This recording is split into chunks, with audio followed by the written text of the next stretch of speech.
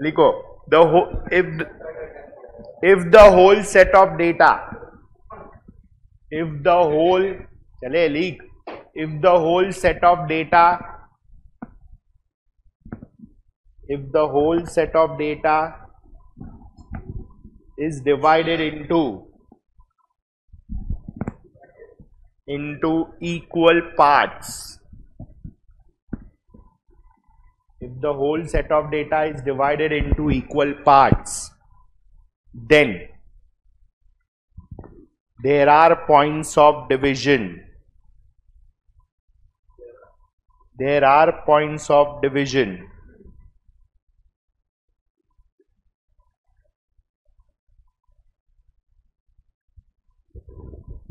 There are points of division, and these points are called as partition value. And these points are called as partition values.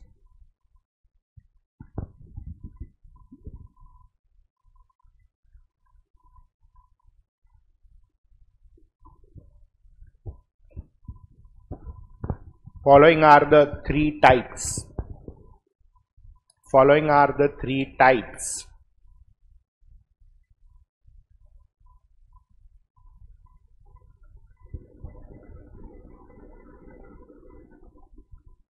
First,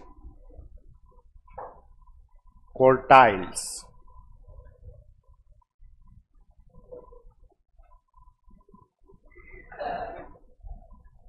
Quartiles.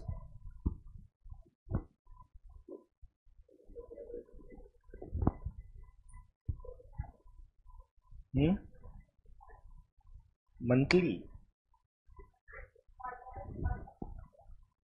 ये month से ही नहीं, ये पूरा data को 4 equal parts में divide कर रहा है. Need not be necessarily months. लिखो, if the whole set of observations, if the whole set of observations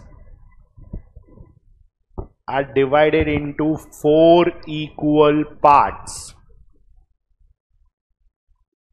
are divided into 4 equal parts,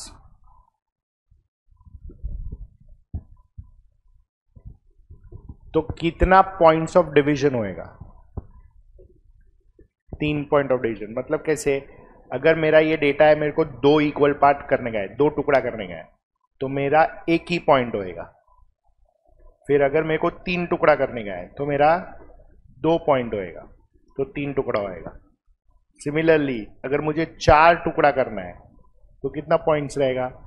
मतलब जितना टुकड़ा करना है उससे एक कम, उतना पॉइंट्स ऑफ डिवीजन होता है. और वो पॉइंट्स ऑफ डिवीजन को क्या बोलते हैं? Partition value.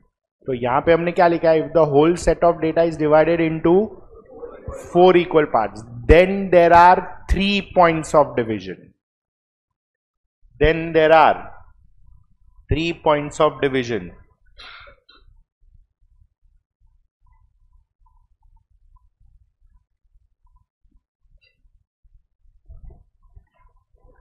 Then there are 3 points of division called as quartiles.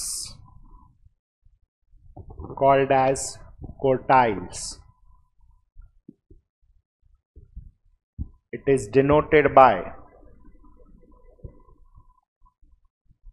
Q1, Q2, Q3.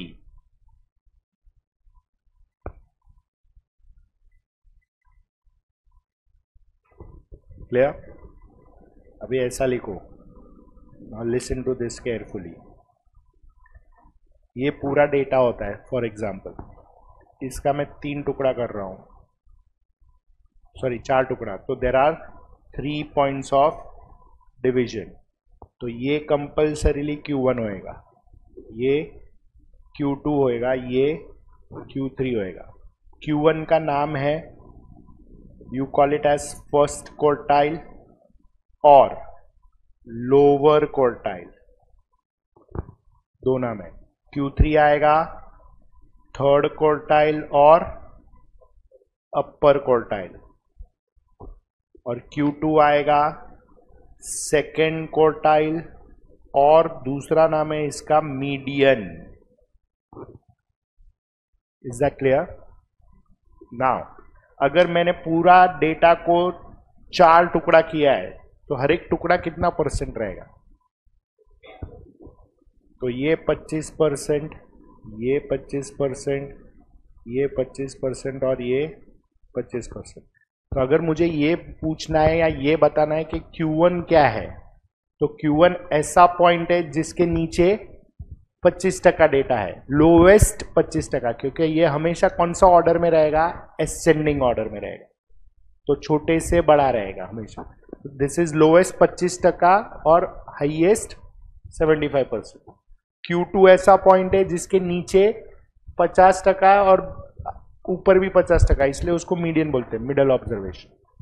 And Q3 is highest 25% and lowest 75%। Clear है? तो ये डायग्राम बनाओ, फिर लिखेंगे इसमें। करो ध्यान से।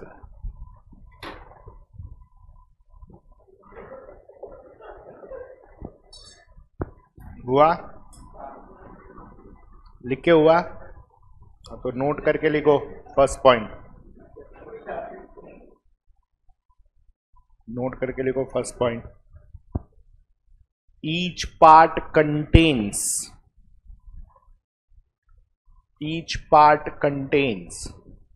25% of total observations. Each part contains 25% of total observations. फिर point number 2, Q1 is the point below which 25% and above which 75% data lies.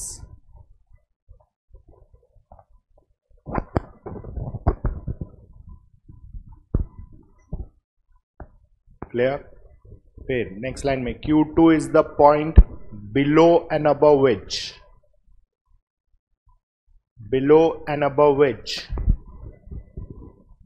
50% data lies.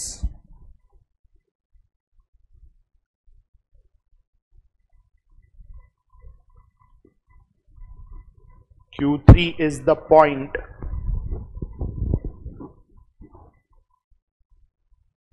below which 75% and above which 25% data lies.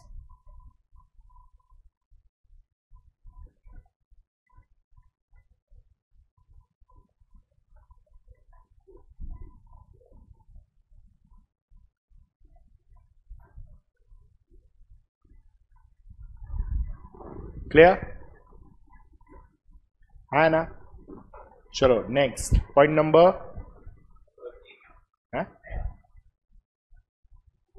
Note का point number 4 के fifth ना? हाँ, तो सबसे पहले Q2 is equal to median and point number 6 आएगा कि Q1 का वैल्यू हमेशा Q2 से कम होता है या फिर मैक्सिमम इक्वल होएगा, और Q2 का वैल्यू हमेशा Q3 से कम या इक्वल होएगा, उससे ज्यादा नहीं हो सकता है। क्लियर है? तो ये हो गया क्वार्टाइल्स।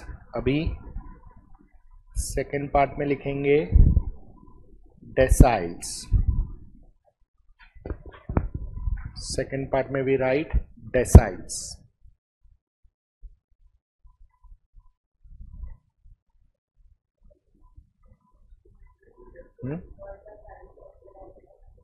परसेंटाइल देखो, if the whole set of data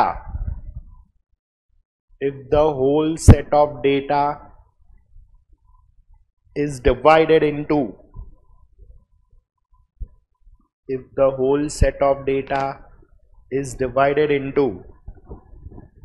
10 equal parts, 10 equal parts, then there are, बोलो कितना points, 9 points of division. Then there are 9 points of division called as deciles.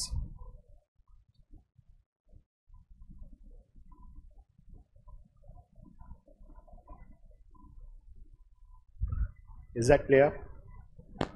It is denoted by D1, D2, D3 dot dot dot. Last point कौन सा आएगा? D9. बना लो diagram. और हर एक part कितना टका रहेगा? 10%.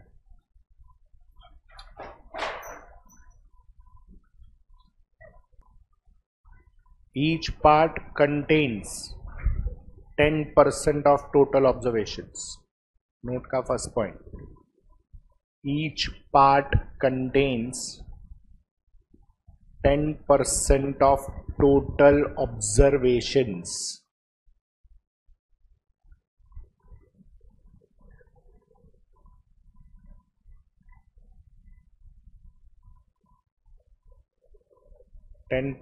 of total observations. Each part contains 10% of total observations. Clear? अभी हर एक पॉइंट के बारे में थोड़ी लिखेंगे. अभी समझता है इतना. अगर D2 बोला तो D2 कौन सा पॉइंट है? कैसा पॉइंट है वो? जिसके नीचे और ऊपर, तो समझता है, तो लिखने का जरूरत नहीं है. लेकिन एक लिखेंगे हम लोग, that is exactly D5 is equal to Q2 is equal to median. And third point हम लोग लिखेंगे कि D1 का वैल्यू हमेशा D2 से लेस देन या इक्वल टू रहेगा. Less than equal to dot dot dot less than equal to D9. Clear है? Give the third heading percentiles.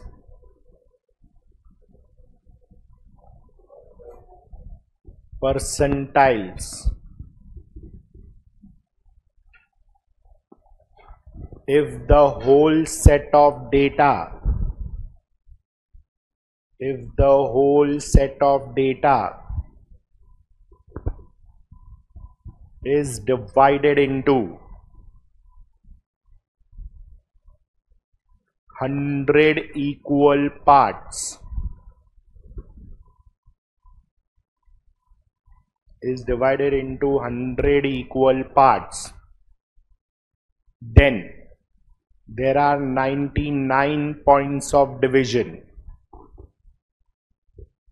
There are 99 points of division called as percentiles.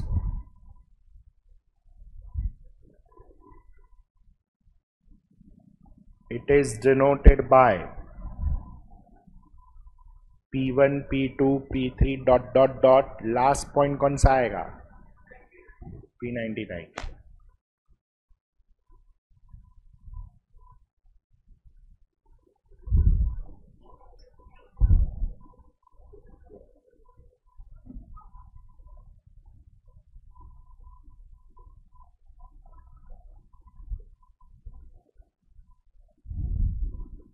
ऐसा बनाएगा.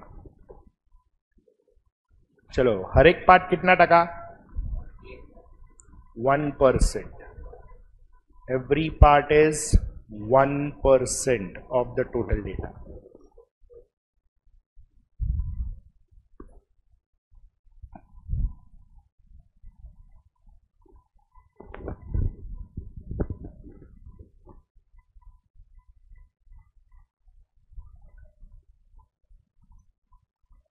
Each part contains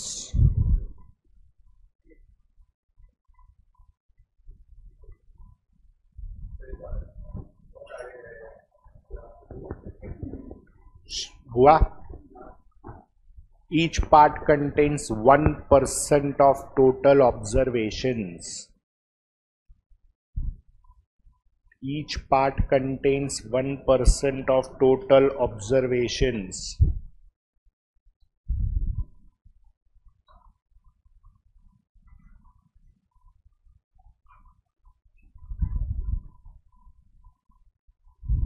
Clear? फिर P50 is equal to d phi equal to median, and last में P1 less than equal to P2 less than equal to dot dot dot less than equal to P99.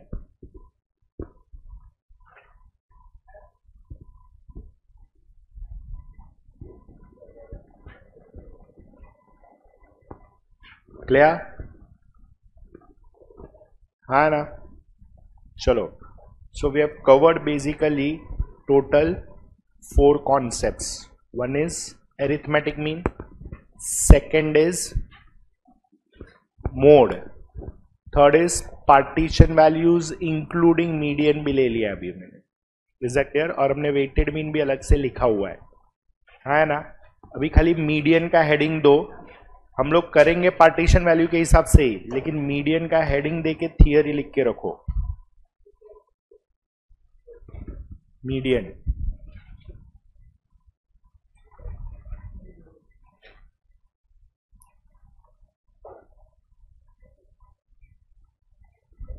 लिखो. It is defined as the central value of the observation. It is defined as the central value of the observations.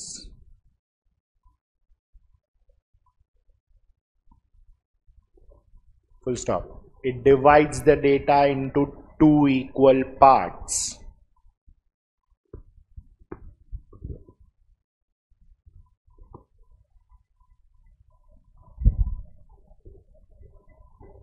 And each part contains 50% of the total observations.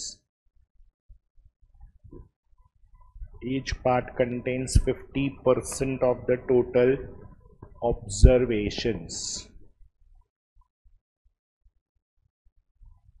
Clear है ये? है ना? Okay. अभी हम लोग data के हिसाब से सारे फॉर्मूलाज लिखेंगे और पहले डेटा के हिसाब से सम सॉल्व करेंगे. तो तुम कभी भी रिवाइज किया ना तो डेटा के हिसाब से करने का, so that you are not confuse के किधर कौन सा स्टेप्स करना है. क्लियर है? तो वी फर्स्ट राइट, लिखो ऐसा, रॉ डेटा. हाँ थियरी में ही सम चालू होएगा तभी इधर आने का. रॉ डेटा, वही इसके बारे में तो लिखा है ना हमने कि रॉ डेटा क्या होता है. करेक्ट? हाँ. तो अभी सबसे पहला कैलकुलेशन करेंगे हम लोग arithmetic mean. Arithmetic mean, is that clear? ना, एरिथमेटिक मीन का फॉर्मूला आएगा x bar is equal to summation of xi upon n.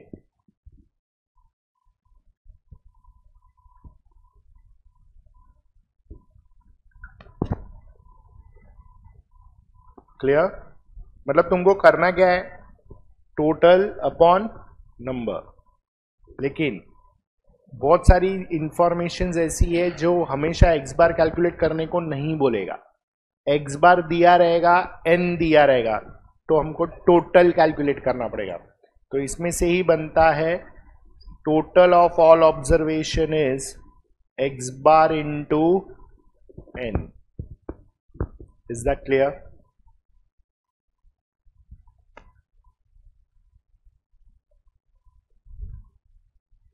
समझा कि नहीं? तो ये दो फॉर्मूला मालूम होना चाहिए for which data, raw data.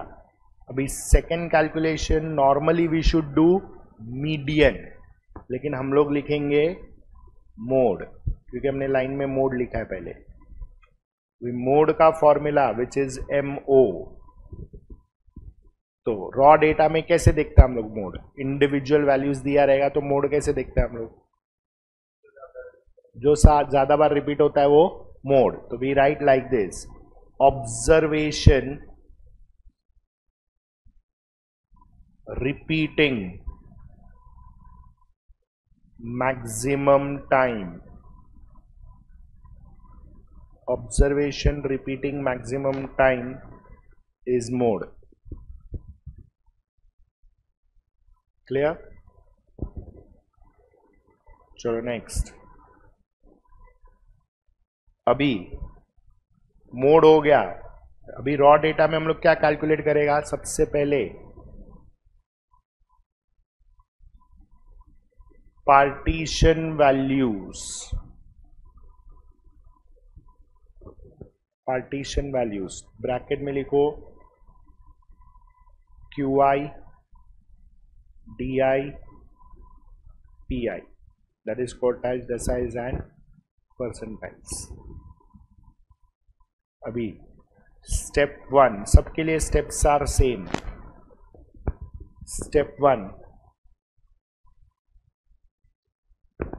देखो, arrange the data in ascending order,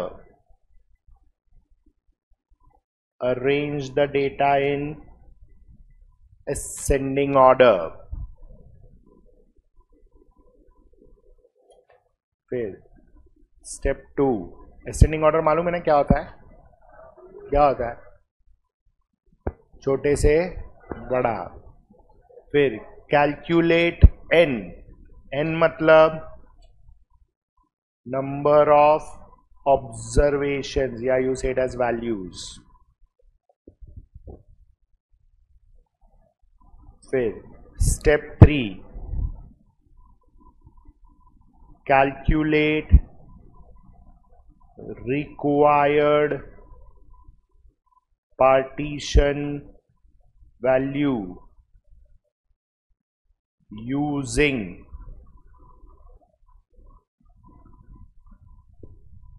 required partition values using। चलो नाउ अंडरस्टैंड द फॉर्मूला। अगर मुझे क्वार्टाइल्स कैलकुलेट करना है तो उसका जनरल फॉर्मूला ऐसा आएगा, QI is equal to I into n+1 upon term, and I का वैल्यू होएगा 1 2 या तो 3। मतलब अगर मुझे Q2 फाइंड करना है तो मैं इधर भी 2 डालेगा I की जगह पे, इधर भी 2 डालेगा। क्लियर? सेम वे डेसाइल का फॉर्मूला भी सेम है, इसलिए हम लोग ये सब साथ में लिख रहा है। I इंटू फर्क क्या आएगा? n+1 upon 10th term, decyl है इसलिए, और I का वैल्यू होएगा 1 2 3 dot dot dot 9। Same way percentile रहेगा, PI is I into n+1 upon 100 term, I का वैल्यू होएगा 1 2 3 डॉट डॉट डॉट 99। तो 3 स्टेप है, लिखो बरोबर से।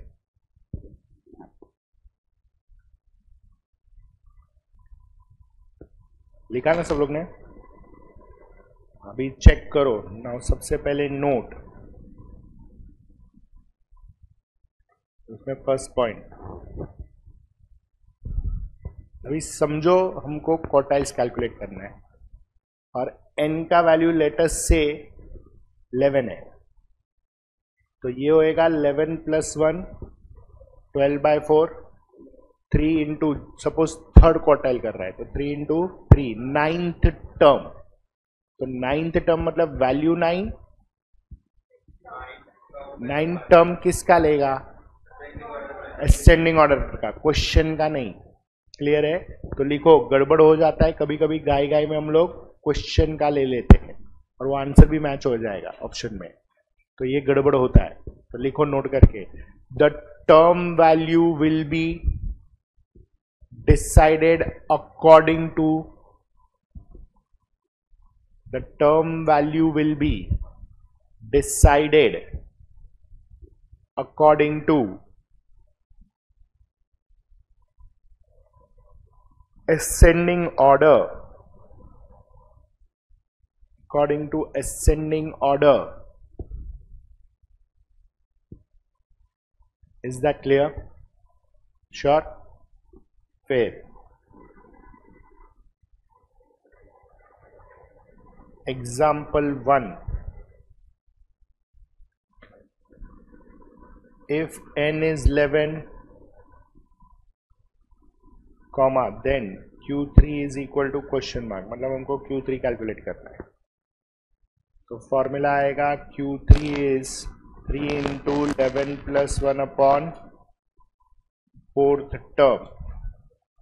So this will be 3 into 3 term, which gives you 9th term. So this 9th term of ascending order हो जाएगा always.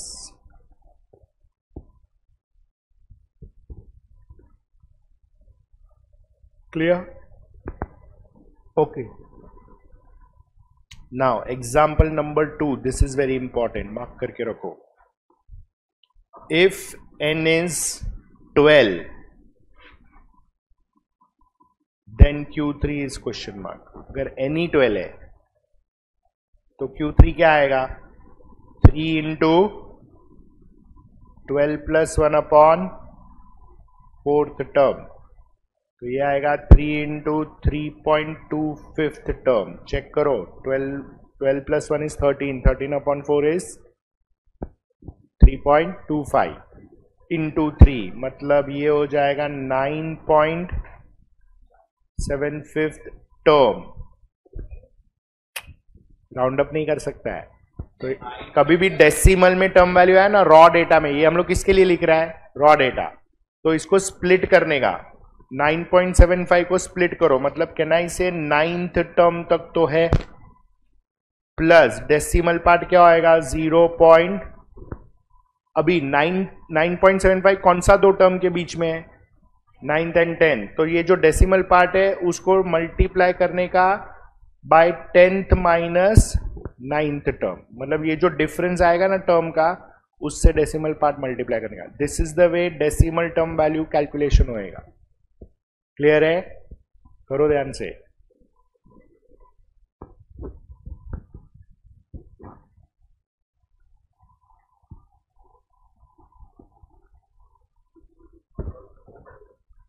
क्या डायरेक्ट कर सकते हो क्या कंफर्टेबल? हाँ, मतलब इतना सब लिखने का जरूरत नहीं है. ओरल हो सकता है ना. 9.75 मतलब 9 टर्म प्लस 0.75 इंटू जो भी टर्म्स है, डायरेक्ट ला. क्या ऐसे सब?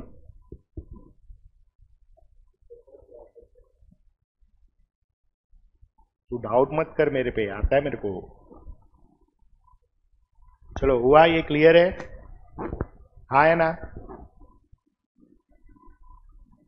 Okay. Now we write median का raw data. Now understand this. Median पूछा तो भी हम लोग Q2 करेगा.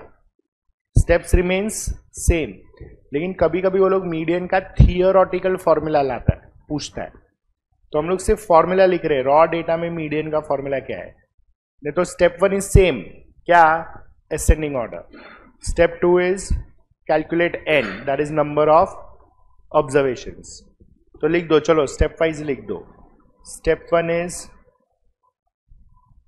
ascending order. Step 2 is calculate n. अभी स्टेप 3, इसमें दो वेराइटी आएगा. First one, if n is odd, अगर n odd है, then median is equal to n plus 1 upon 2th term.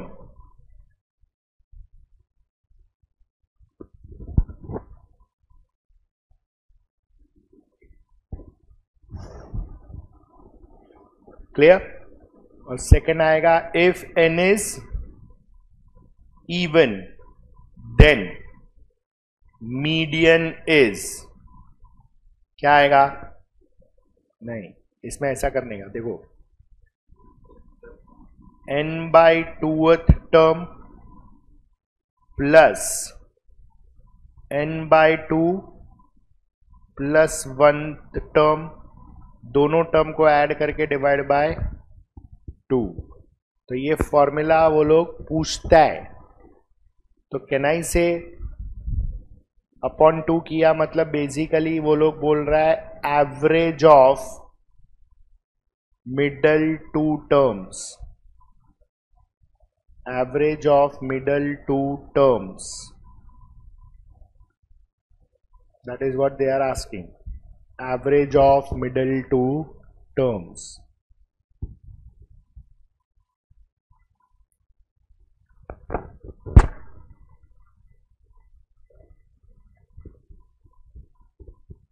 Clear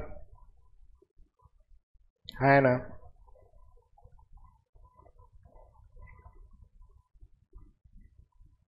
चलो, एनी डाउट क्लियर? श्योर। अभी आ जाओ solution वाला पार्ट में, और ये फॉर्मूला बुक सामने रखने का। चलो, will do the selected questions, ध्यान से करो। सबसे पहले class work number 1, which is your page number 241.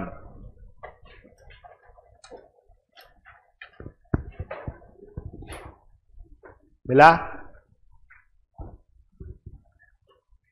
चल पढ़। हनीशा मैडम,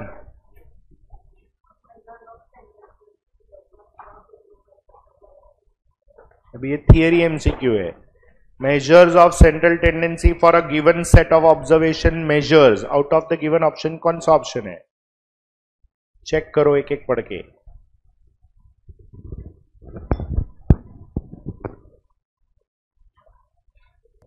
बोलो क्या आएगा? तो बोलो, central location of the observation, central tendency. Clear है? Second,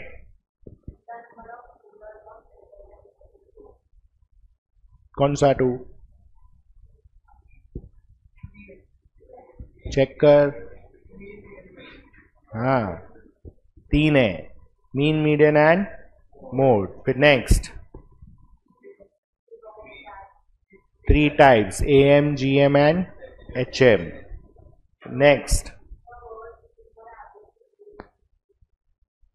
generally the word mean और एवरेज हम लोग किसको रेफर करता है? AM, arithmetic mean. ध्यान से रुक जा, चारों स्टेटमेंट ध्यान से पढ़ो और बताओ ट्रू स्टेटमेंट कौन सा है? बी क्यों? बी मतलब मीडियन? नो, बेस्ट मेजर बोला है। मीडियन कहां से बेस्ट हुआ? मीन होएगा, अरिथमेटिक मीन, वो भी GM भी नहीं, क्योंकि मेजर्स ऑफ सेंट्रल टेंडेंसी बोला है। मीन, मीडियन, मोड में से बेस्ट कौन सा है वो कैसे पता चलता है? जो सबसे ज्यादा यूज होता है वो बेस्ट होता है ना। तो सबसे ज्यादा यूज कौन सा होता है? AM, इसलिए मीन। तो that is your option A। Clear? Next,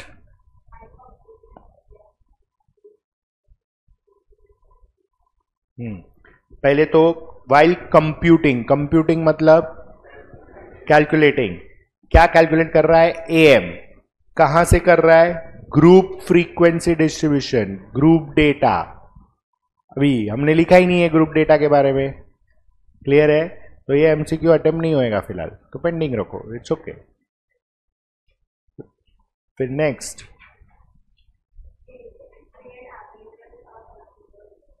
हाँ ये लिखा है हमने, वेटेड एवरेजेस कभी कंसिडर करता है? तुम वेट्स कभी देता है? एग्जैक्टली, जब भी all the observations are not of equal importance, तभी तुम वेट्स देता है। Is that clear? सी आएगा। चलो अभी 8th और 9th कैलकुलेट करो। कौन सा डेटा है 8th में? Raw data. क्या पूछा है? मीन। तो डायरेक्ट कैलसी पे करो।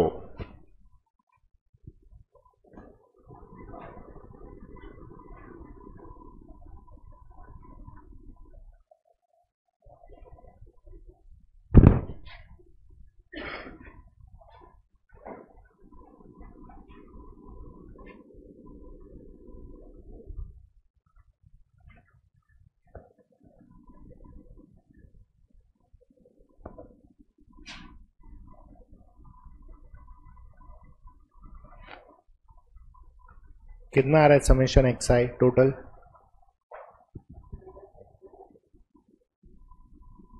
-54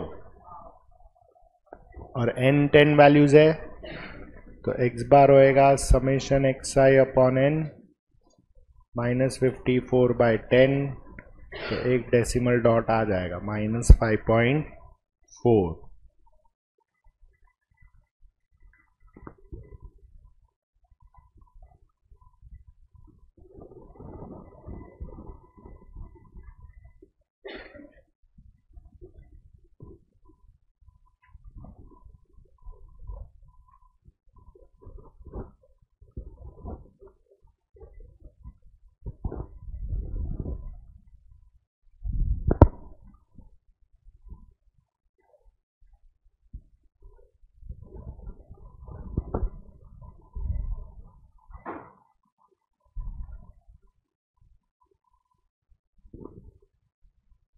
चलो 9th में क्या बोला है?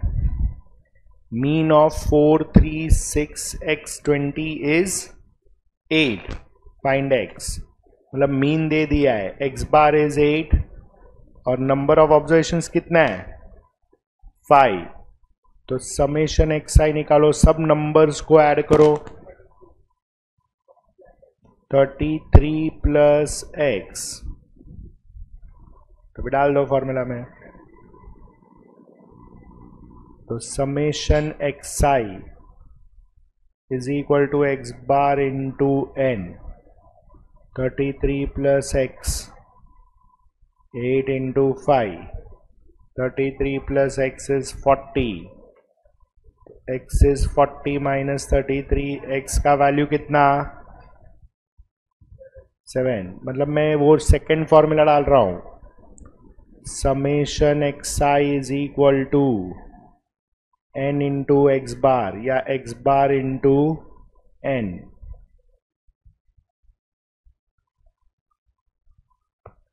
क्लियर है? हाँ है ना?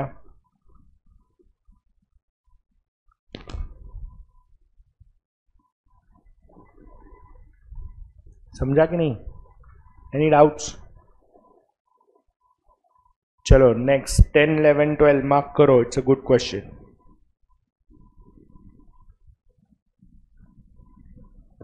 पढ़ 10th।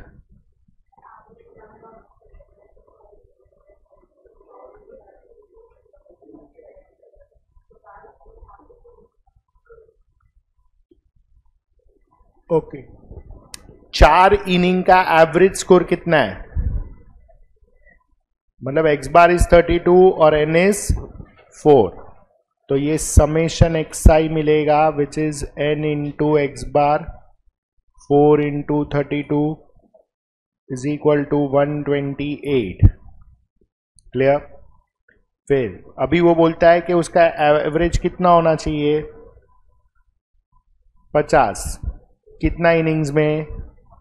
मतलब उसका टोटल होना चाहिए n into x bar 50 into 5 that is 250।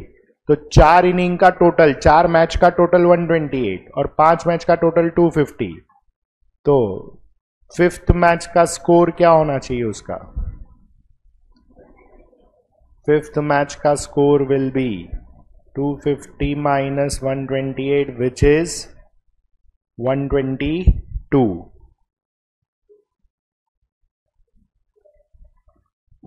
चलो फाइन, पहले 10 स्टूडेंट का एवरेज एज कितना है?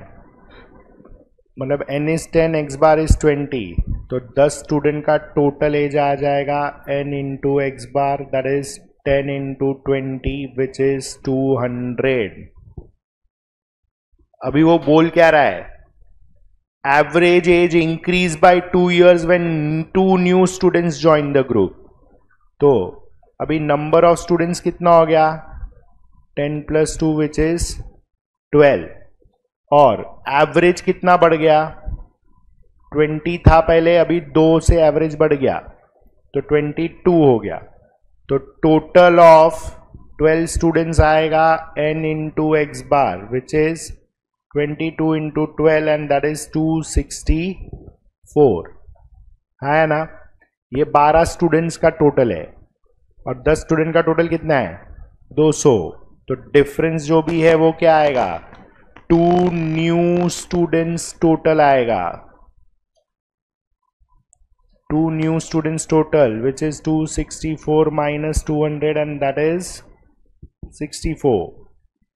अभी हमको एवरेज चाहिए इसका, तो average of 2 new students which is 64 upon 2 that is 32।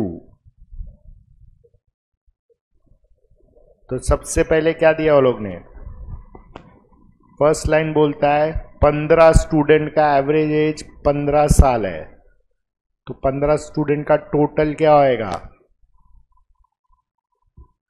15 into 15 that is 225 है ना। फिर वो बोलता है out of them the average age of 5 students is 14, मतलब अभी 5 स्टूडेंट का एवरेज 14 है, तो टोटल ऑफ 5 स्टूडेंट क्या होएगा 4 into 14 which is equal to 56। 5 ही है ना, ओके बोला 5 लिखा 4, तो दैट गिव्स यू 70 years। अभी बोलता है अनदर 9 स्टूडेंट्स, मतलब n इज 9, अभी उसका x बार कितना है 16 years, मतलब टोटल ऑफ 9 स्टूडेंट्स हो जाएगा n into x bar 9 into 16 that is 114 कि 144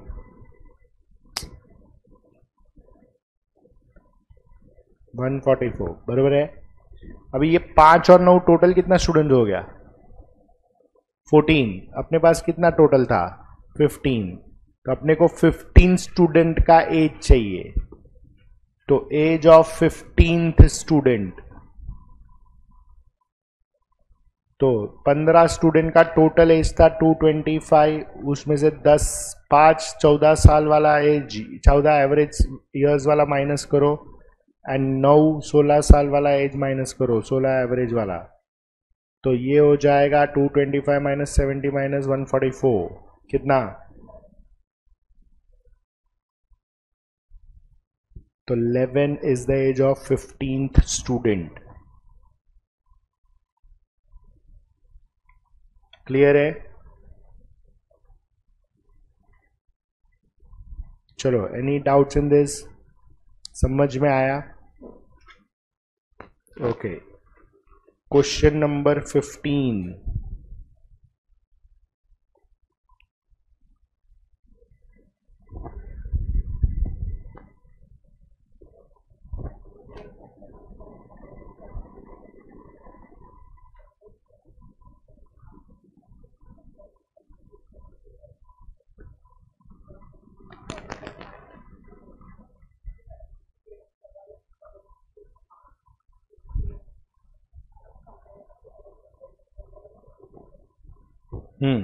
वेटेड एवरेज बोला है ना, तो सब्जेक्ट और उसका मार्क्स लिखो और वेट्स भी बोला है कैसे देना है, तो this will be WI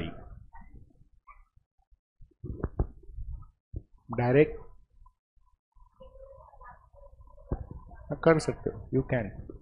marks क्या है इंग्लिश का, मैथ्स का, फिर साइंस का, इकोनॉमिक्स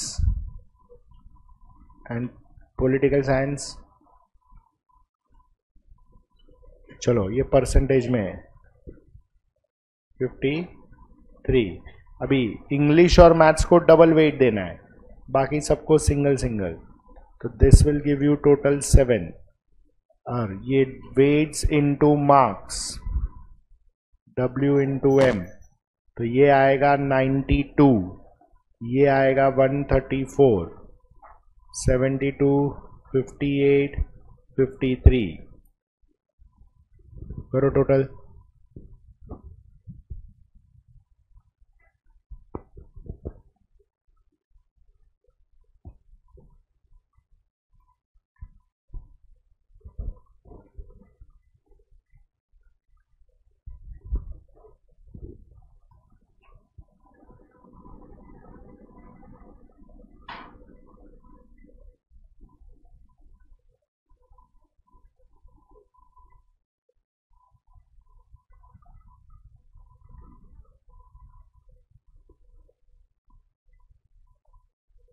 फोर 09 आया। 409/7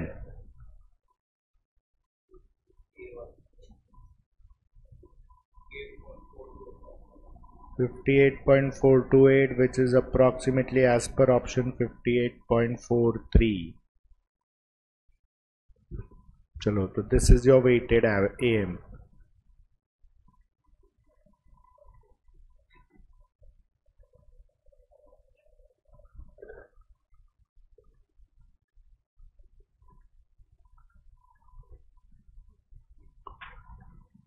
चलो, क्लियर है? Any doubts? Come to your page 244. उसमें attempt yourself 1 पर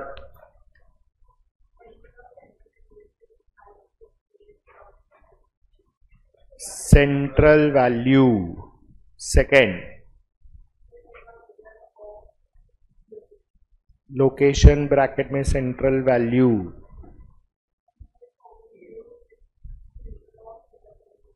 तो it is arithmetic mean.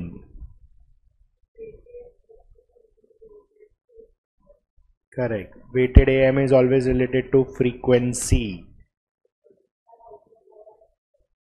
That's true. Be 6, 7, 8 ये तीन सम करो ध्यान से।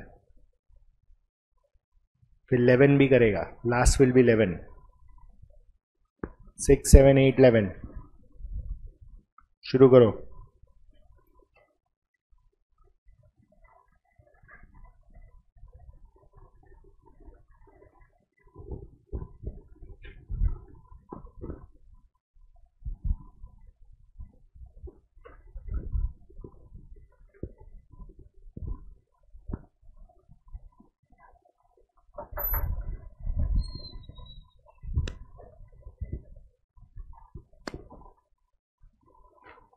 सागर सर आया था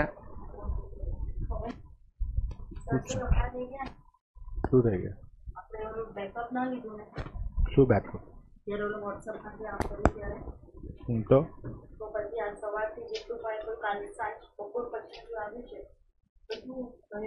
શું આવ્યું છે બપોર પછી?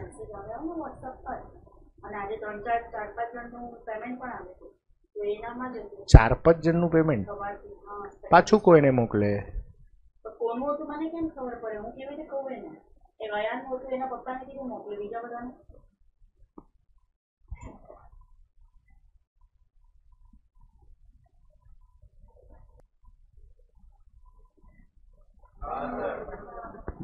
सिक्स का आंसर डी मतलब 10। चलो कोई 7 17.75 मिला सबको। 8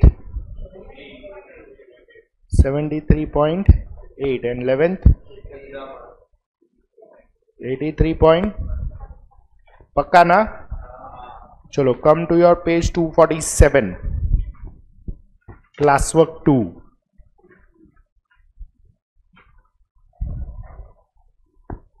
men will be men।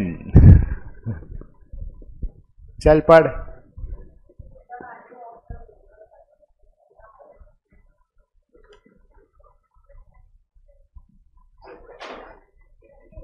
Value of variable मतलब XI वैल्यू जो हाईएस्ट फ्रीक्वेंसी का करस्पॉन्डिंग होता है, that is mode. Next define. Uniquely define का मतलब फिक्स कैलकुलेशन नहीं है उसका कुछ भी. जैसा मीन का कैसा है समेशन एक्स आई अपॉन एन, तो यूनिकली डिफाइन है. इसका फिक्स कैलकुलेशन नहीं है, दैट इज मोड.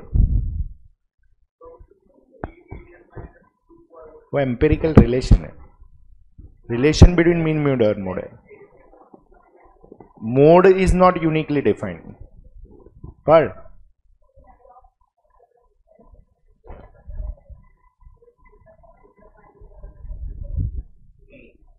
मोड. चलो फोर्थ.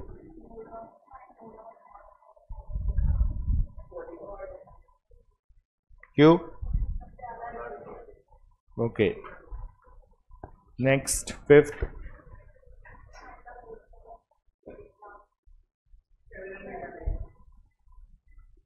सेवन कितनी बार है? 3 बार. 11 भी 3 बार है. Is that clear? चलो good. Now come to your page 249 पे. अटेम्प्ट योर सेल्फ 2 का first.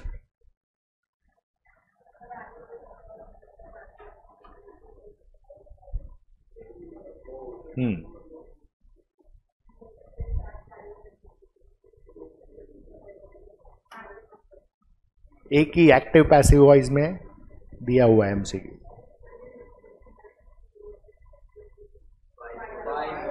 Perfect. Bye model.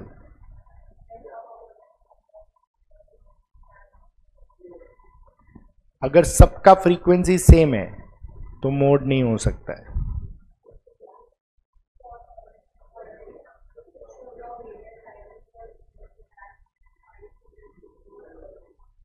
modal size.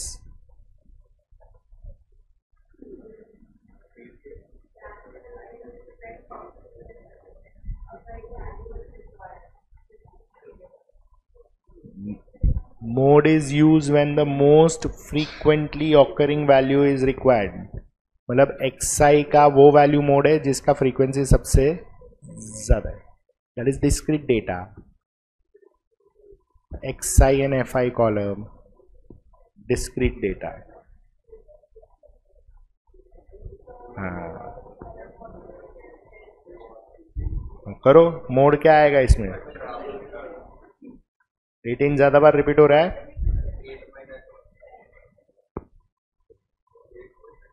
क्या 18 सबसे ज्यादा बार रिपीट हो रहा है ना. Next model class.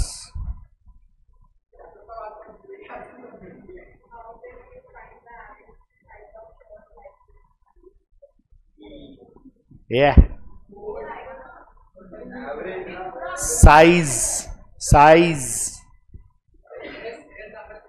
अगर तू मैन्युफैक्चर करना चाहता है एवरेज साइज ऑफ शर्ट्स तो कौन सा एवरेज यूज करेगा ऐसा बोल रहा है वो. तो मोड यूज करेगा ना. अरे तू शर्ट भी कैसे लेगा? 40, 42, 36 ऐसा साइज के हिसाब से लेगा ना. Excel, double excel, whatever. तो normally double excel is 40, 42 and 44. फिर triple excel becomes 46, 48 and 50. If you are not aware I am telling you, generally ऐसा होता है. क्लियर? नहीं समझा? 10th नहीं होएगा. We have not done the theory for 10th.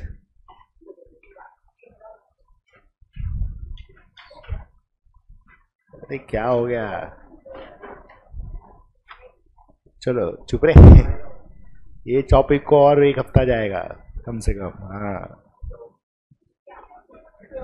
हाँ अरे लगता है तुमको.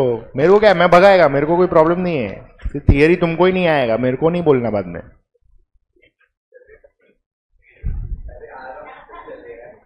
Page 254 class work 3.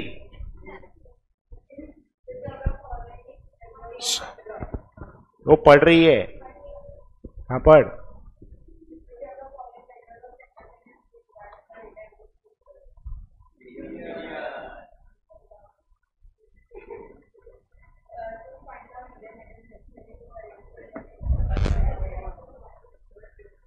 क्या क्या? एक मिनट, पहले का आंसर क्या है? Okay, second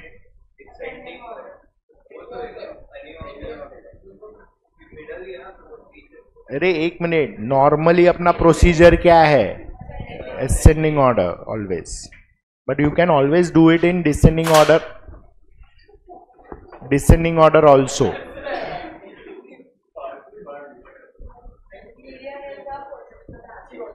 Positional average out of the given option, it is median.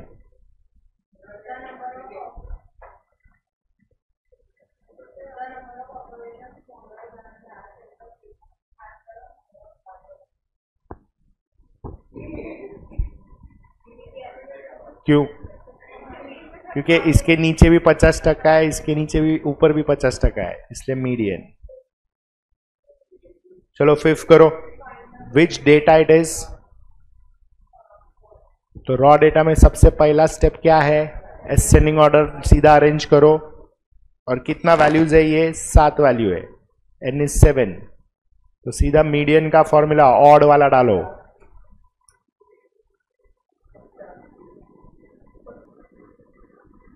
तुम लोग कितना आया आंसर?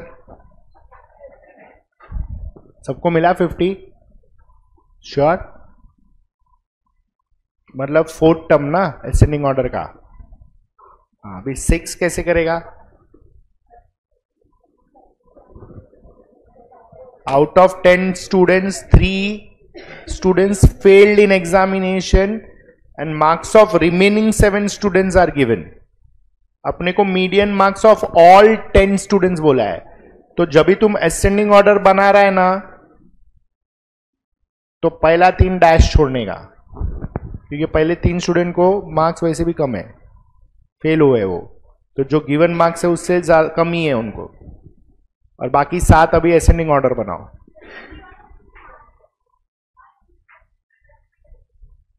ऐसा थोड़ी बोला है 100 मार्क का एग्जाम है, 50 मार्क का एग्जाम रहेगा, 60 मार्क का, तो 60 मार्क का रहेगा, 80 मार्क का रहेगा।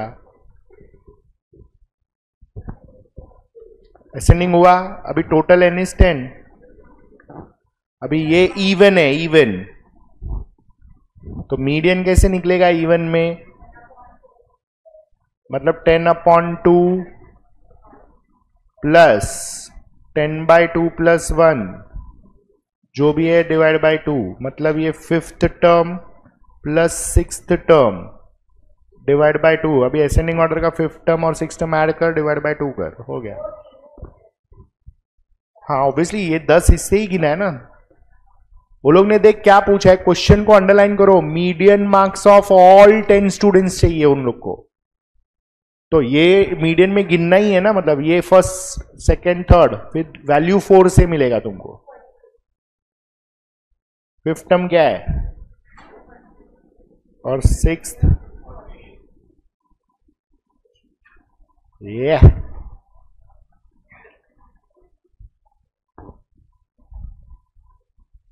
अरे 5th टर्म, असेंडिंग ऑर्डर का 5th टर्म, असेंडिंग ऑर्डर बनाना पड़ता है उसके लिए। ऐसा आएगा ही नहीं, क्योंकि मिडल ऑब्जर्वेशन होता है, median is always middle observation. ऐसा पूछेगा ही नहीं ना, फिर क्यों देगा? तो ढूंढेगा ही नहीं ना, ढूंढ ही नहीं सकता ना, फिर कैसे ढूंढेगा? देगा ही नहीं वैसा। वो लोग इसलिए ये दिया है क्योंकि वो 3 वैल्यू पब्लिक कंसीडर करता नहीं है, वो 7 में से बनाता है, और 7 से बनाएगा तो 4th ऑब्जर्वेशन आता है, और 4th ऑब्जर्वेशन गलत आ जाता है। ऑप्शन में देख 4th ऑब्जर्वेशन कौन सा है तेरा? 20 नहीं, वो 7 में जो 4th है वो बता। 41, तो लोग ऑप्शन में ऐसा देगा 41 कंफ्यूज करने के लिए, लेकिन वो गलत है। क्लियर है? करो 7th।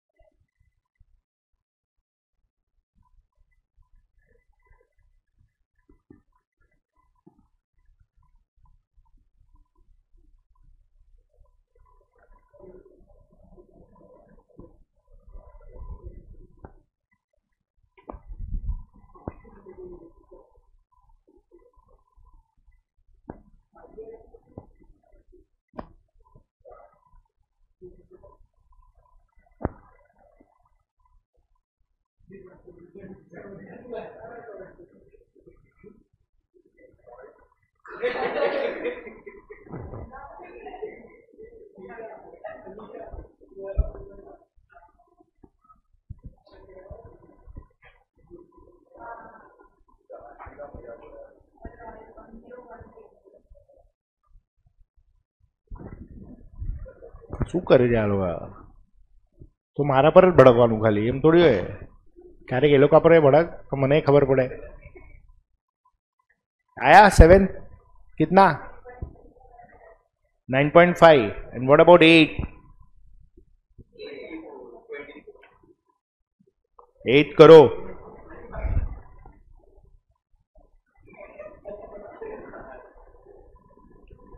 Median of x, x by 2, x by 3, x by 5 is 10. Find x when x is greater than 0. मतलब x पॉजिटिव है. तो वो लोग ने ऑलरेडी असेंडिंग ऑर्डर में ही अरेंज करके दिया है, और वो लोग ने क्या दे दिया है? मीडियन इज 10, ये दिया हुआ है. तो n कितना ऑब्जर्वेशन है? 4, विच इज इवन. तो मीडियन होएगा n by 2 plus n by 2 plus 1.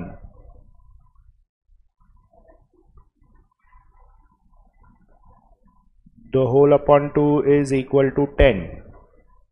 Median 10 दिया हुआ है. 2 को शिफ्ट कर दो तो ये आएगा 4 by 2 plus 4 by 2 plus 1 is equal to 20. Second plus third term is 20. अभी ऑर्डर में second term is x by 2 plus x by 3 is 20. Cross multiply करो तो ये आएगा 5x इज 120. तो x का वैल्यू आएगा 24. समझ में आया?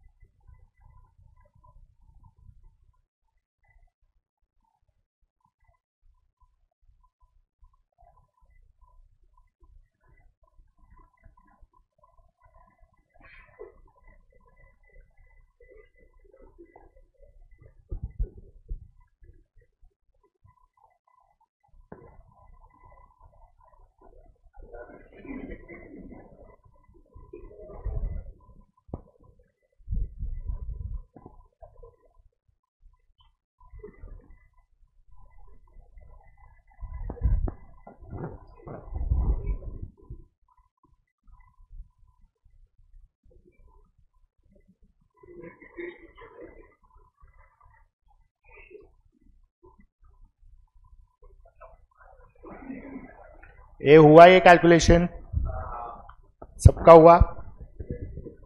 मिला ना? Come to your page number 257.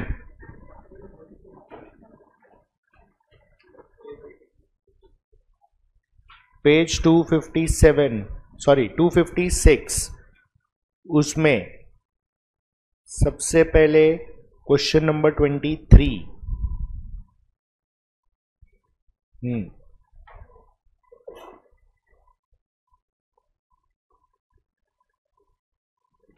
Find quartiles of the following data.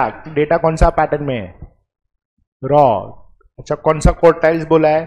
कुछ बोला नहीं है, तो तीनों फाइंड करना है. अभी चेक करो ऑप्शन में Q1, Q2, Q3 हर ऑप्शन में अलग अलग वैल्यू है. तो खाली Q1 फाइंड करने का। एक बार Q1 मैच हो गया तो बाकी सब ऑटोमेटिक मैच हो जाएगा। तो स्टेप्स का पहला स्टेप क्या है, करो असेंडिंग ऑर्डर अरेंज करो। पहले असेंडिंग ऑर्डर बनाओ।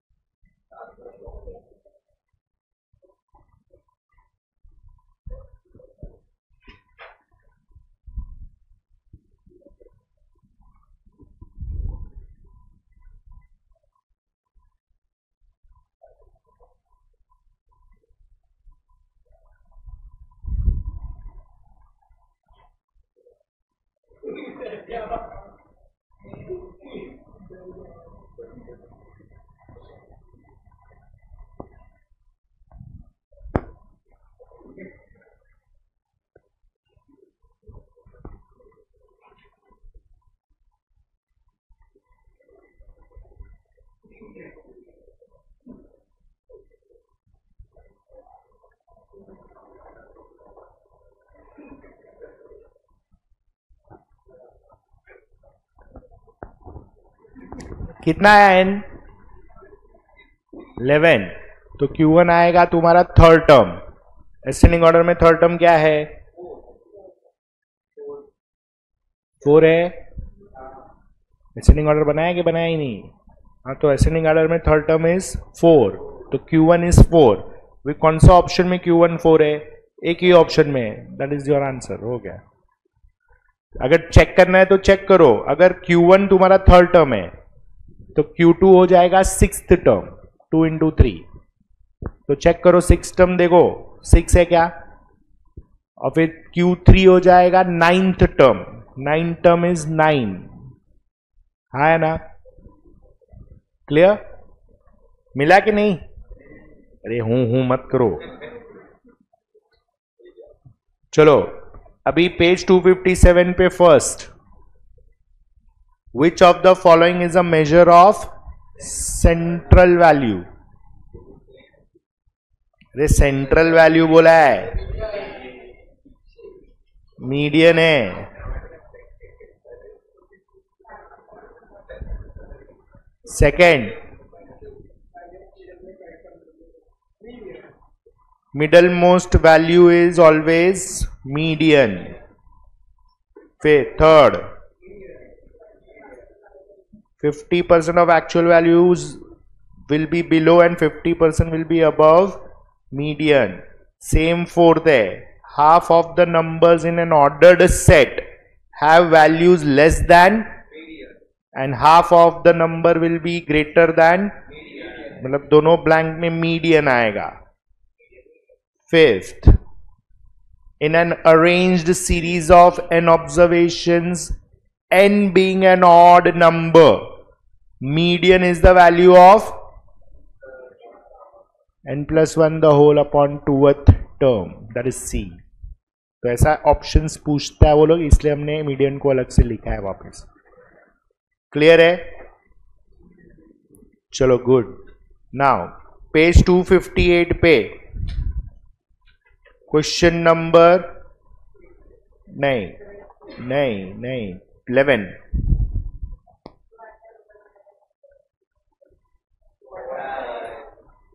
Next third. अभी इसमें गड़बड़ होता है। अब ये भाई गाई मत कर, थर्ड क्वार्टाइल पढ़ते हम लोग, आई मीन अपर क्वार्टाइल, लेकिन दिमाग में 1 आता है तो हम लोग Q1 मार्क कर देते गलती से। अपर इज थर्ड क्वार्टाइल, ध्यान रखो। हाँ,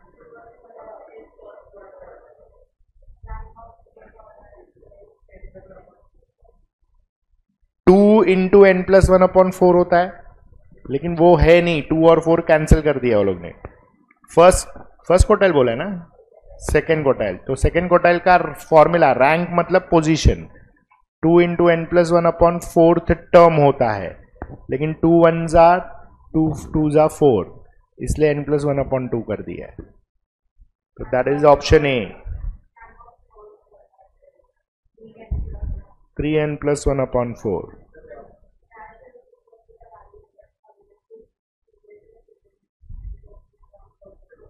मतलब ये इसमें से ही समझ में आ जाता है। n+1/4 कौन सा फॉर्मूला है? First quartile. अभी कोई भी डेटा हो वो रहेगा same he. Next 3n+1/4 is third quartile. Next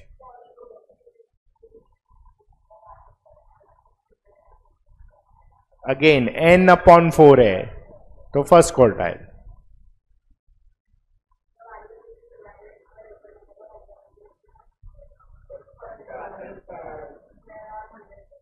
Yeah.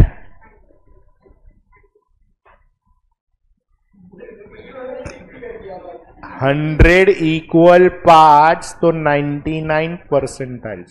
Please be aware. 21st.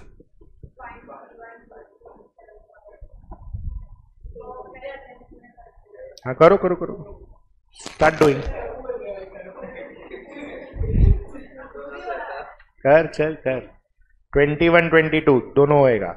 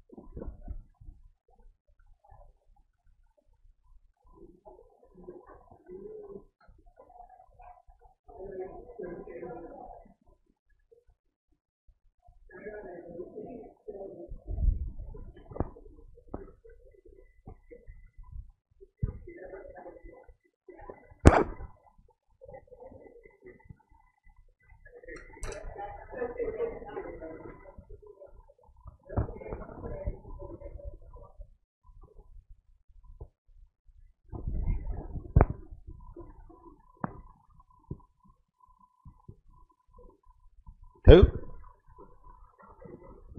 क्या है 21? कितना ऑब्जर्वेशन है? 9। तो D1 मतलब तू क्यों रो रही है? तो आंख और नाक, अच्छा उसकी वो नहीं आई। अभी ये सब भी नहीं बोलने का, गलत हो जाता है वो।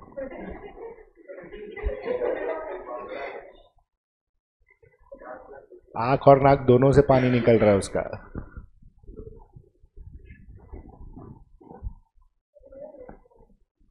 फर्स्ट टर्म आया ना, फर्स्ट टर्म इज 12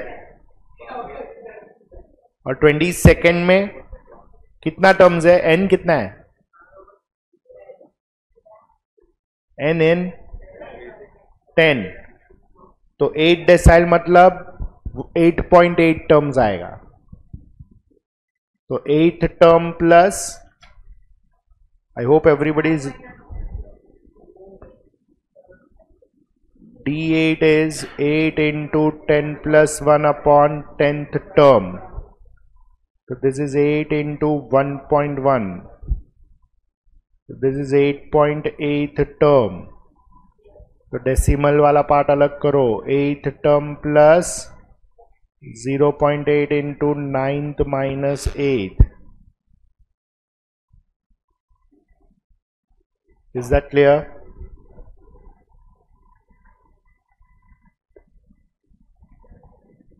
चलो 8 टर्म क्या है? Plus 0.8 into 9th 42। इतना बड़ा डिफरेंस है?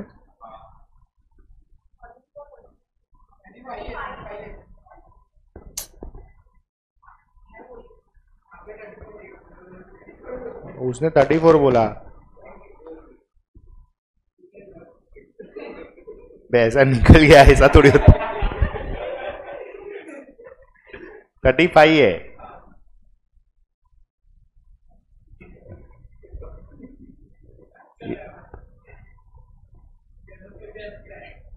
तो ये आएगा 35 प्लस 5.6,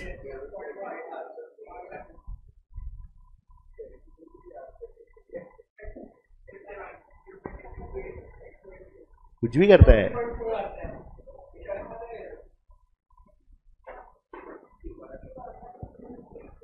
उसको ऐसा पूछते हैं, विच स्कूल, ऐसा पूछ उसको।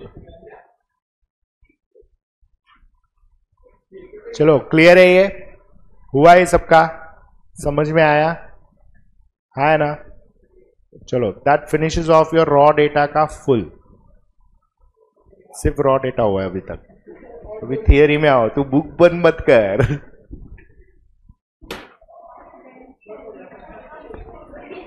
क्या हो गया?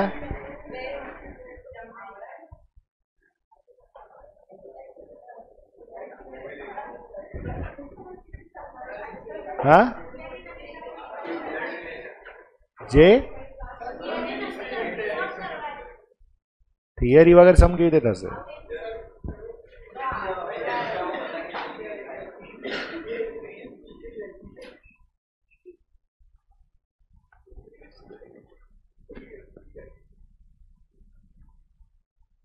लिखो discrete data.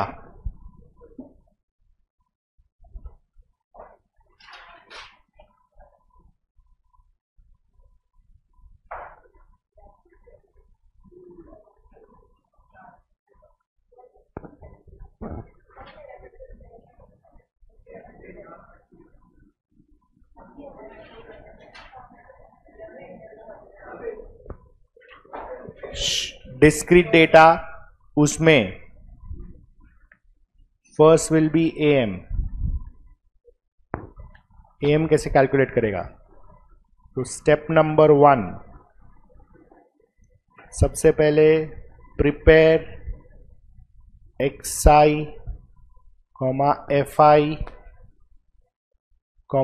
fi into xi column.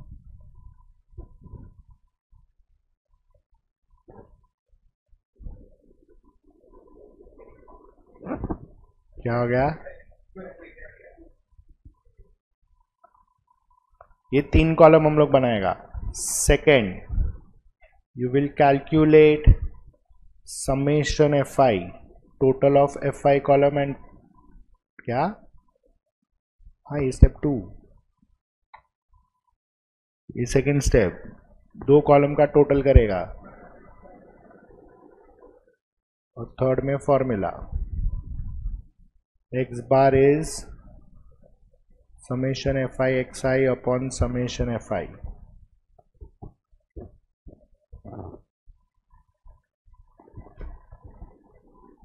Second mode, ये एक ही स्टेप है डायरेक्ट। हाईएस्ट क्या, xi value opposite to highest frequency, xi value opposite to highest frequency। तो जो भी सबसे बड़ा फ्रीक्वेंसी के सामने xi वैल्यू रहेगा वो मोड है। ऐसा हो ही नहीं, दोनों मोड आएगा, बाय मॉडल होएगा, डिस्क्रीट में नहीं आता जल्दी से, रॉ में आएगा। चलो ये हुआ। थर्ड, पार्टीशन वैल्यूज, और इसको ब्रैकेट में लिखो इंक्लूडिंग मीडियन। मीडियन भी ऐसे ही कैलकुलेट करेंगे, अलग से नहीं करेंगे, इसमें स्टेप्स है। अभी डिस्क्रीट डेटा है तो सबसे पहले यू विल प्रिपेयर, हाँ xi fi, ये 2 कॉलम तो दिया रहता है, तुम प्रिपेयर करेगा लेस देन cf। अभी ये less cumulative frequency, less than नाम दिया जाता है उसको, पब्लिक खाली cf लिखता है, it is wrong, it is less than cf। मतलब क्या,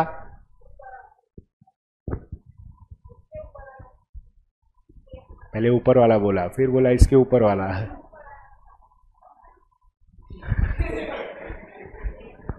लिखो ब्रैकेट में, add frequency from top to bottom,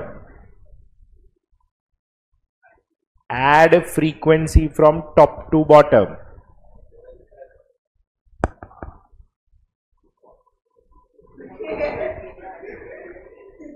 चुप रे. Add frequencies from top to bottom.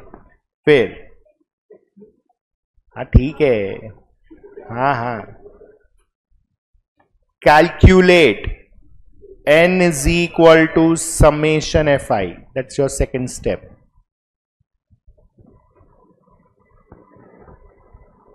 और थर्ड आएगा कैलकुलेट. अभी सुनो, पार्टीशन वैल्यू में formula remains same, i into n plus one upon fourth term, i into n plus one upon 10th term. Pi is I into n plus 1 upon 100th term.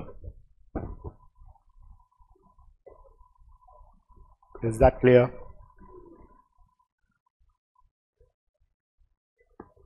अभी normally ये same formula है जो raw data में. तो raw data में अगर हमको ऐसा मिलता है कि फिफ्थ टर्म, तो हम लोग असेंडिंग ऑर्डर का फिफ्थ टर्म दिखता है इधर. हाँ तो नोट करके लिखो,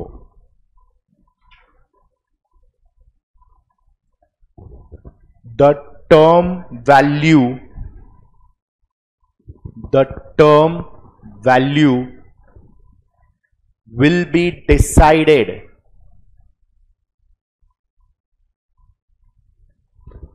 according to less than CF column. The term value will be decided according to less than CF column.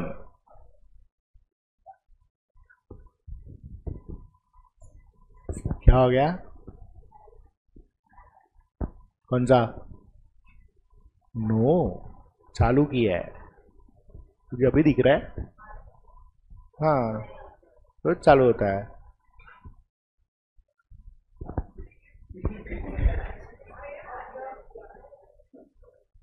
तूने आज मुंह बरोबर से धोया रहेगा, आंख बरोबर साफ हुआ है आज तेरा. चल नया भी डाला है तो तुझे क्या.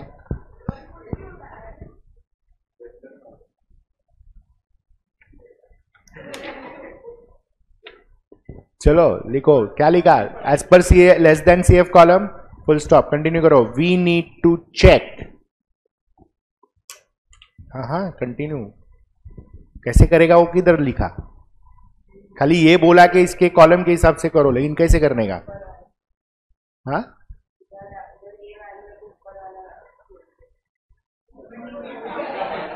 नहीं, वो ग्रुप में, इसलिए हाँ लिखो, वी नीड टू चेक. अरे ऑटोग्राफ बाद में देना, लिख पहले. We need to check that the term value leak. We need to check that the term value lies between which two CF values? Term value lies between which two CF values? Full stop. एक बार वो decide हो गया तो हमको हमेशा highest CF जो होगा उसके सामने का XI वैल्यू लेना है. तो लिखो नेक्स्ट लाइन में, the required answer will always be, the required answer will always be XI value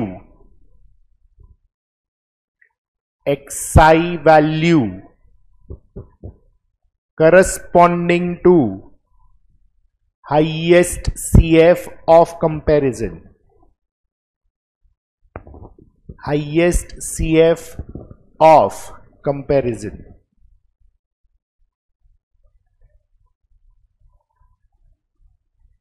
क्या हो गया? क्लियर है? हाँ है ना? अब इसमें मीडियन भी आ गया, सब आ गया, समझ में आया? ध्यान से करने का। चलो come to your page number 242 हो गया ना। अभी और क्या, मोड तो था ही नहीं इसमें ज्यादा कुछ।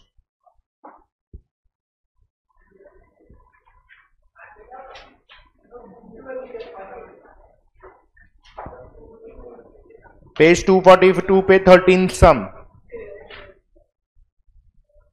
पेज 242 पे 13th सम।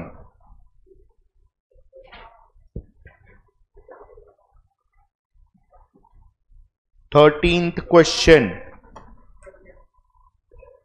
पेज 242, चेक करो। Find the value of P for the following distribution whose mean is 16.6। मतलब हमको x बार दे दिया है 16.6। अभी ये कैलसी पे डायरेक्ट करने का। सबसे पहले समेशन f निकाल के रख दो। कितना है? फ्रीक्वेंसी पहला कॉलम है, ध्यान से।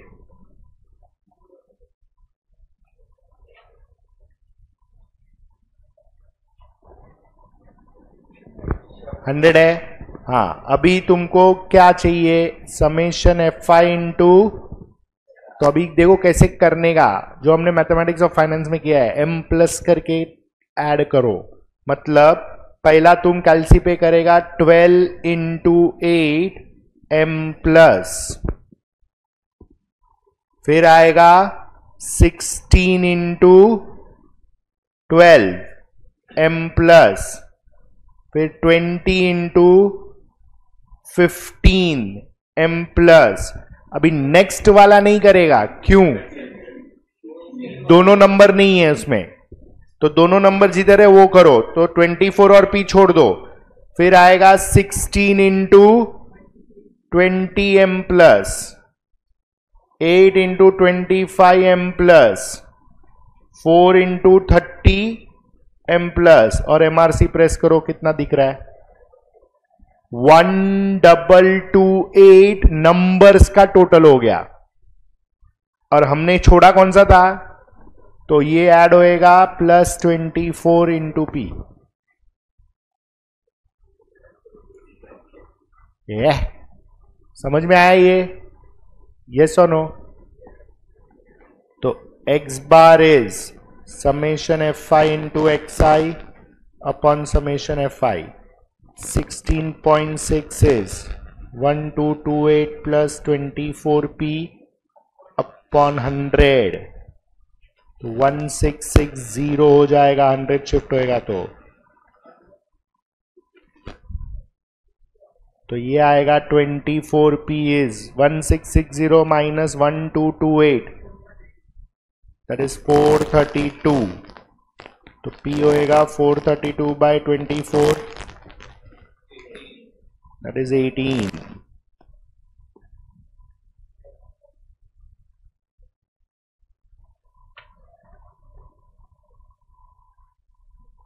Is this clear?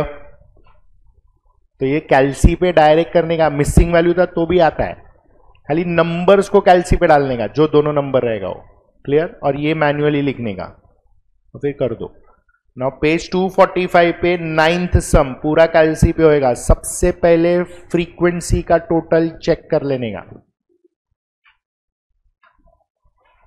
Page 245 9th some.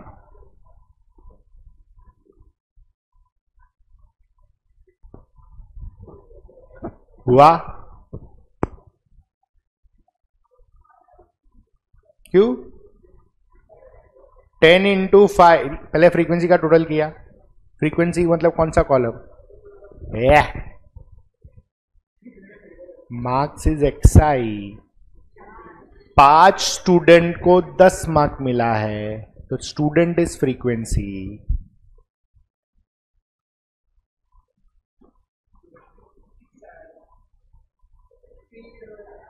Divide by 50 कर, जो भी MRC है उसको।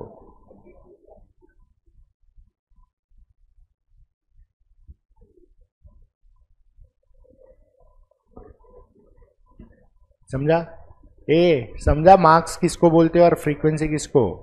उधर जानबूझ के वो लोग ने एफ और एक्स पीछे दिया था, तो इधर मार्क्स फ्रीक्वेंसी मतलब क्या? जो रिपीट हो रहा है। तो टेबल में नहीं दिया रहेगा तो सोचने का कि स्टूडेंट्स रिपीट हो रहा है या मार्क्स रिपीट हो रहा है। एग्जैक्टली तो स्टूडेंट बिकम्स फ्रीक्वेंसी। कितना है? हाँ आया बड़ा 33.6। शाबाश। चलो पेज नंबर आया Gandhi, page 248 question number 6 oral है वो।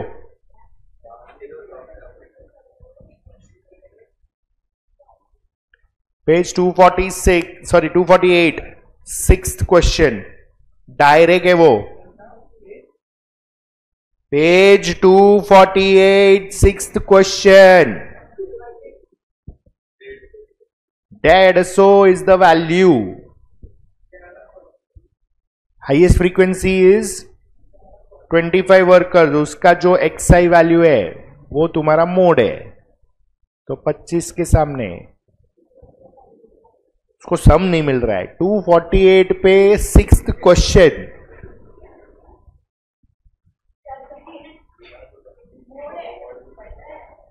चलो क्लियर है ये।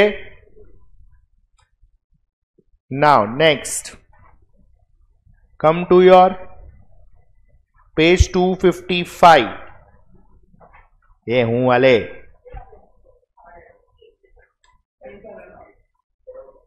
Question number 9।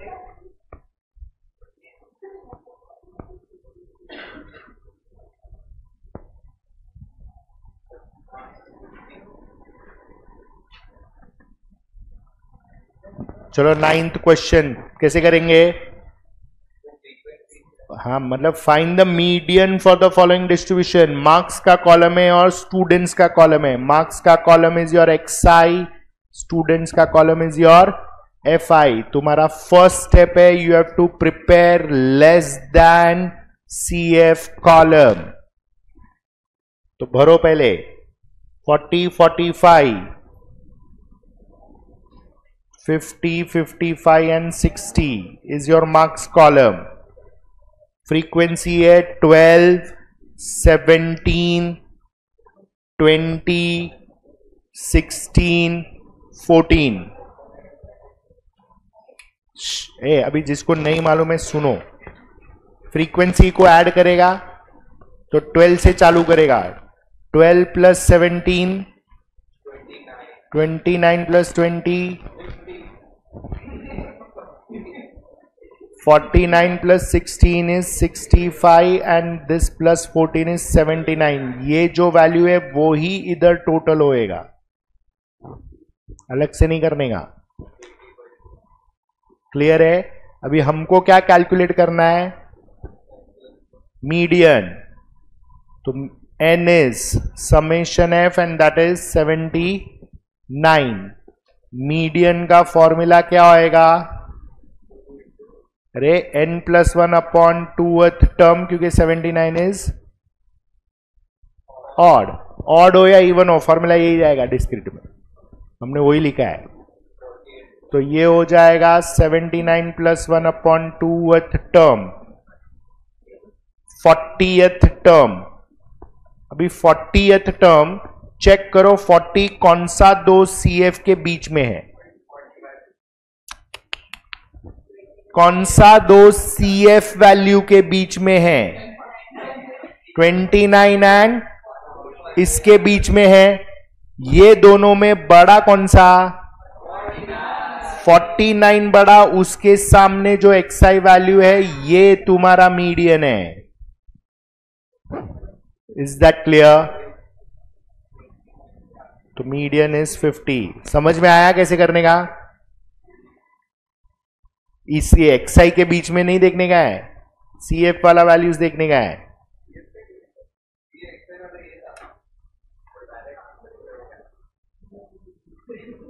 ध्यान से करो यार, मस्ती मत करो।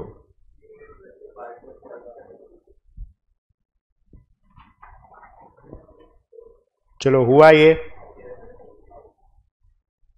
Question number 24, page number 256।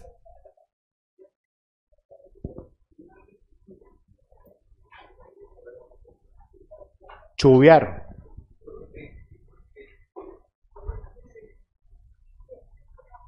Page 256, question number 24।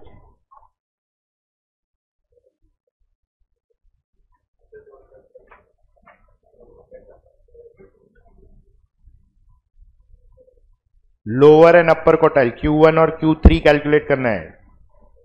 इधर तुमको दोनों करना ही पड़ेगा।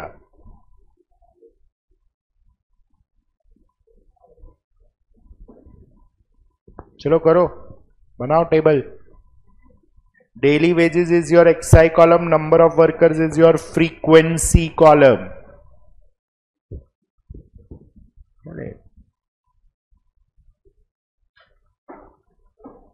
माल पानी जाए।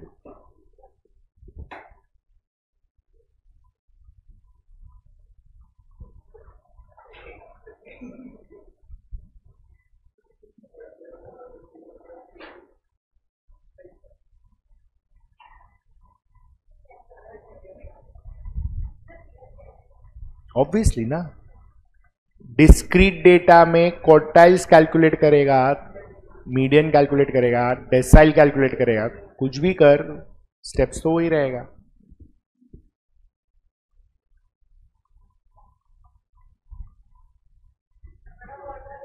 FI फ्रीक्वेंसी ऑफ वर्कर्स मतलब क्या है इसका? How do you read the table? 5 worker का डेली वेजेस 10 रुपया है, इसलिए डेटा समझ में आना चाहिए तो कैलकुलेशन इजी हो जाता है।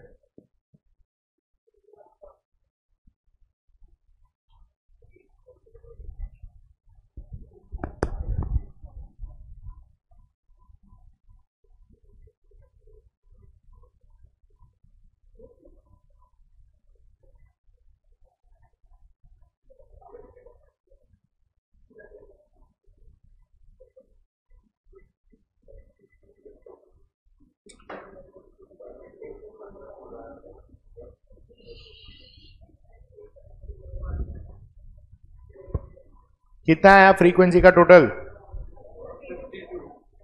52। तो 52 प्लस 1/4 मतलब 13.25। चेक करो 13.25 कौन सा दो CF के बीच में है। तो इट इज 13 एंड 38 के बीच में है, तो तुमको 38 वाला लेना पड़ेगा XI वैल्यू, तो दैट इज 20। तो Q1 इज 20, लेकिन दो ऑप्शन में Q1 20 दिया है, तो अभी Q3 भी करो। भाई मालूम थोड़ी था Q1 20 आने वाला है।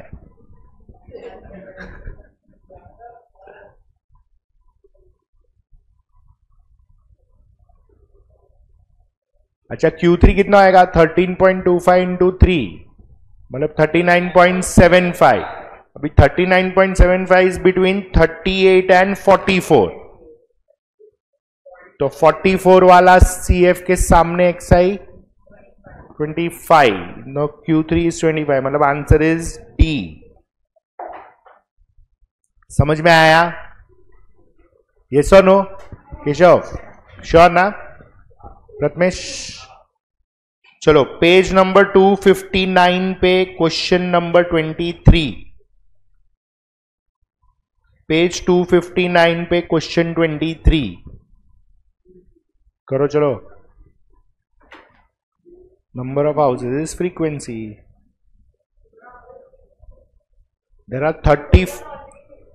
दैट्स ओके, CF तो बनाना पड़ेगा ना।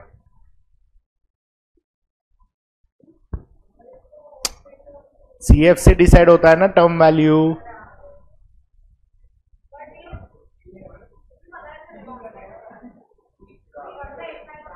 अरे सिंपल है, there are 34 houses which are having 3 rooms, तो ऐसा थोड़ी बोलेगी 3 rooms are having 34 houses.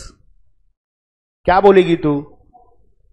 34 houses are having तो 34 is the frequency. You cannot say na 3 rooms are having 34 houses. So you have to read the table properly.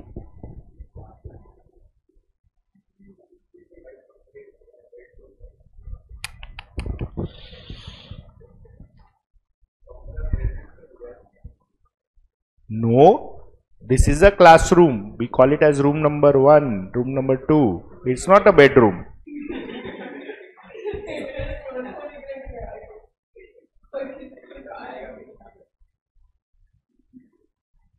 Same क्या कर रहा है तू? कुछ भी सोचता है रे. वो सोचता नहीं, वो खाली हूं करता है.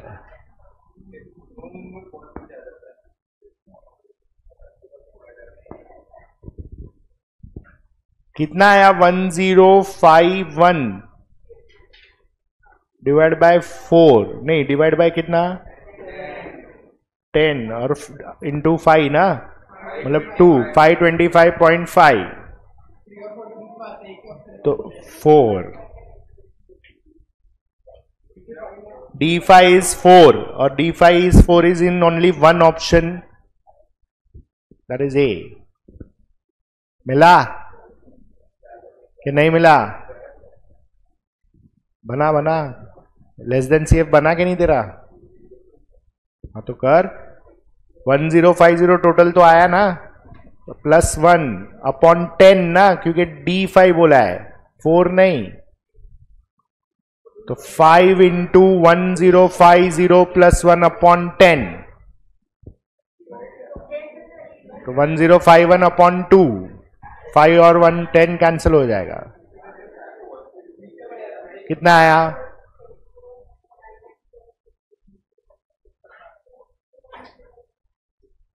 अबे 1050 प्लस 1, अभी डिवाइड बाय 2 करेगी ना तू, क्योंकि 5 और 10 कैंसिल हो जाएगा तो नीचे 2 आ जाएगा. 5 to 5.5 कौन सा 2 CF के बीच में है? 34 एंड 684. तो आंसर इज 4.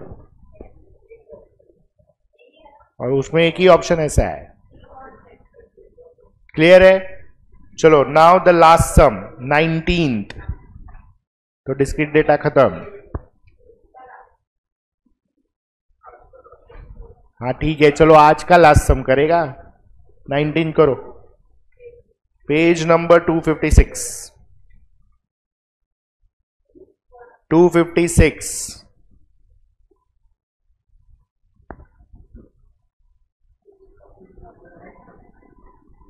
क्या है तेरे को? तू चौवियार कर चुपचाप. चौवियार करता वक्त बोला है नहीं, पाप लागे.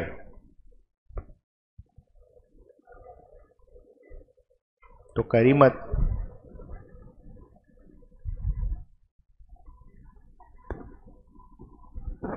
नहीं नहीं, रोने का है तेरे को, ऐसा मत कर. 22 तारीख को. हाँ, इसका नहीं है भाई, शादीशुदा लोग को नहीं पढ़ाता मैं. हाँ, तो सेम रहेगा शायद. क्या जीजाएगा? नाम बोल. We rock.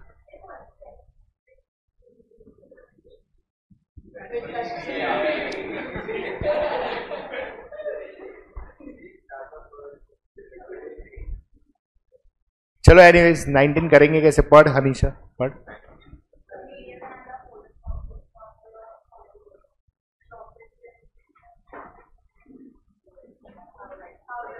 हाँ, profit in thousands of rupees and number of firms. कैसे?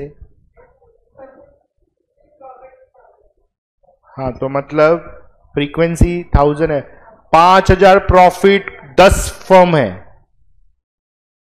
How do you read it? 10 firm is having below 5000 है, बिलो 5. करेक्ट? तो firms, number of firms is your frequency. लेकिन तुम्हारा profit in thousands excise pattern में नहीं दिया है। Exactly तो ये कंटिन्यूस में बैठेगा, इसमें बैठेगा भी नहीं। हाँ मतलब ये क्लास इंटरवल ग्रुपिंग में आएगा। बिलो 5 मतलब 0 to 5। फिर बिलो 10 में कितना फॉर्म्स है?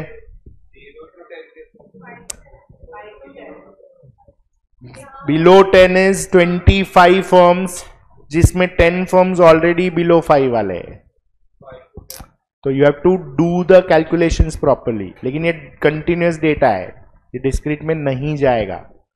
तो पहले खाली टेबल बना के रखो, क्योंकि हम लोग इसका नोट्स लिखने के बाद सम करेंगे।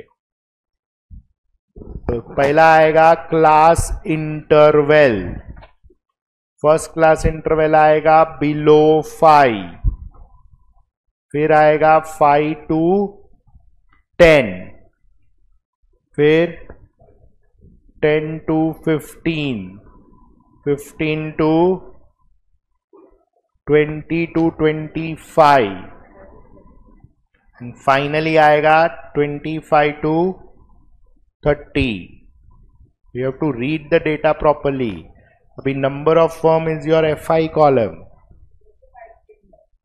नॉट नेसेसरी जीरो से है, but normally it is always that way. लेकिन since you are doing positional average, below and above you can keep as it is, क्योंकि उसका थियरी है एक, इसने मैंने जानबूझ के ऐसा रखा है, तो थियरी एक्सप्लेन करने के लिए। समझा? चल now below 5 there are 10 firms, तो ये 10 एज इट इज रहेगा। बिलो 10 कितना है? तो 25 में से 10 तो ऑलरेडी चला गया बिलो 5 पे, तो 15 ऐसा है जो 5 और 10 के बीच में है।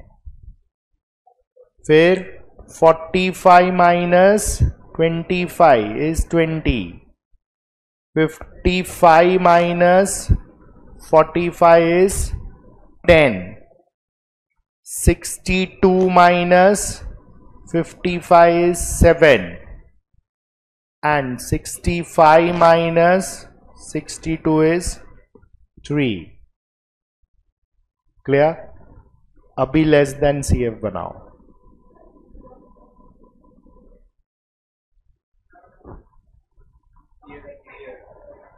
वन टू 5 भी हो सकता है, 2 to 5 भी हो सकता है, बोला नहीं है ना। ये 5-5 का हमको मिल रहा है क्योंकि बिलो 10 बिलो 15 है, तो इधर कुछ भी हो सकता है, और उसको लेके एक थियरी भी है, इसलिए नहीं लिख रहा हूं। तो 10, 25, 45, 55, 62 एंड 65, ये टोटल हो गया तुम्हारा 65। कैलकुलेट क्या करना है? Median as well as mode. तो पहले मीडियन करो, अगर एक आंसर में बैठ रहा है तो मोड करने का जरूरत नहीं है, लेकिन ये हमने ग्रुप डेटा में लिखा ही नहीं है, तो we are not writing that. तो ये तुम्हारा डेटा बन गया in short. Is that clear? समझा? चलो डिस्क्रीट डेटा तक हो गया सब अभी अपना। Clear? Fine, will continue in next lecture with group data.